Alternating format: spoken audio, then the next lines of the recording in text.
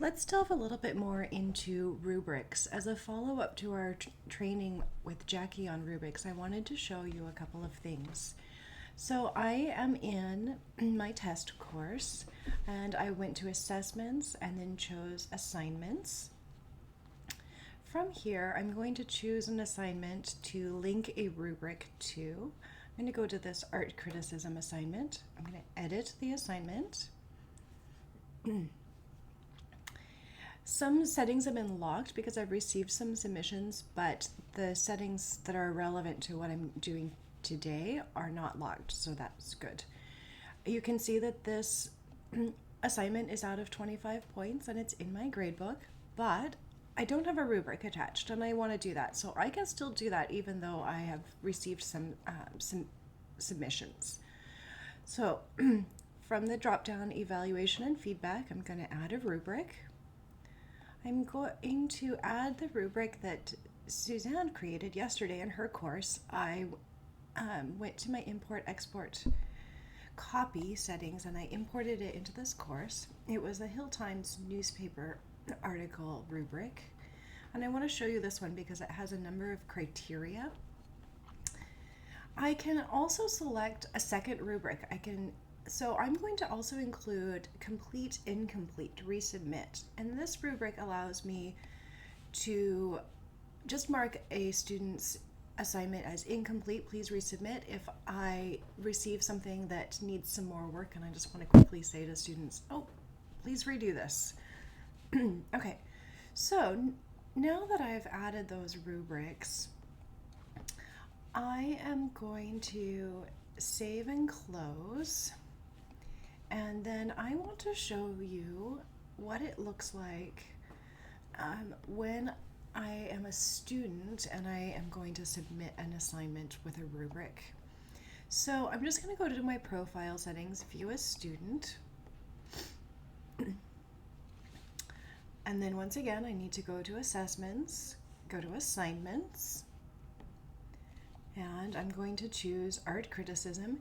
Now you can see that I have already received a score and feedback for this assignment. It says not submitted, and that's because the teacher actually deleted my submission. So that's something that you can do as a teacher. But the grade that I had given stays there. So now here's my assignment. I can see all the assignment instructions and criteria. And then as I scroll down as a student, I can see the rubrics that have been added. So here's the complete, incomplete. And then here's the Hill Times newspaper article. And then there's an overall score for the rubric. This is a file submission, so I have to add a file. So I'm going to do that. It says add a file, but I can actually go to my Google Drive and add a file from there. That's what I'm going to do. Let's see. Really doesn't matter. I'm just going to choose one. Okay. And then if I wanted, I could add a comment. I'm going to submit that.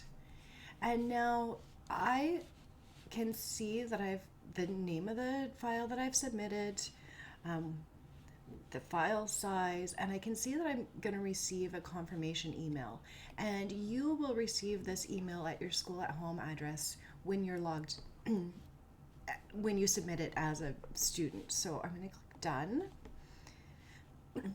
And now I'm going to change my role again.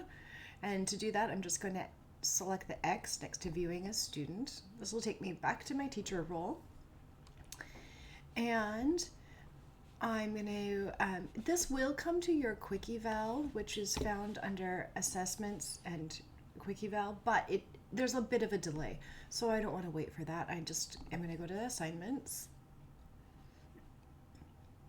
And if I scroll down to art criticism, I can see here again that there is a new submission. I can select that, click right on that one, and it will take me to the new submission. If I click on the title of this document, it will show the document. I have no idea what this is. Okay, good, interesting. All right, now I could go over to the side panel and mark it. Now, I'm going to mark it with the Hill Times newspaper article rubric. I'm just going to select some criteria here so you can see that this is a fairly detailed rubric. There are a number of criteria, and this view does not show you absolutely everything all at once in the rubric, but if you hover over each level, it will show you the text that is for that level. Okay, and this rubric is set so that level 1 is 0, level 2 is 2, level 3 is 4, and level 6 is 6. So this means that I can actually adjust the points. So this is level 3 and it's automatically set for 4, but I could move that up or down. I'm gonna okay, I've filled out each of the criteria levels, and then it's going to calculate my score. My rubric is out of 30, but if you remember, my assignment was out of 25, so it's made that adjustment for me. One more thing to note here, it says grading rubric. You can choose to grade either with the Hill Times newspaper article rubric or the incomplete rubric. You can't choose both. Whatever you choose here will override the other one. I can still choose to say complete. It just will not mark this assignment based on that, because that would then mark it 100%. Okay, and I actually already did include some feedback, so I'm going to update this assignment. Okay, you can see that it's been posted because this has changed to update instead of to the previous message. So now I'm going to go back to assignments, and once again I'm going to switch my role. You'll see I've received this notification here. This is a notification to me as the student submitting that assignment. I can see that that feedback has been updated for the assignment that I just submitted. So I want to view this as a student one more time and see what that feedback looks like. I could actually click on that alert and go right to that assignment rather than going through assignments and assessments and assignments and all of that. Okay, so the comments that I provided are at the very top, and then the rubric follows after that, and you can see each level of the rubric that I have highlighted for the student, and then the overall score. And then at the very bottom, they can also see, once again, the document that they had submitted for that assignment. I'm going to revert back to my teacher role one more time, and I'm going to show you one more little thing. And this is useful when you're testing out, especially right now.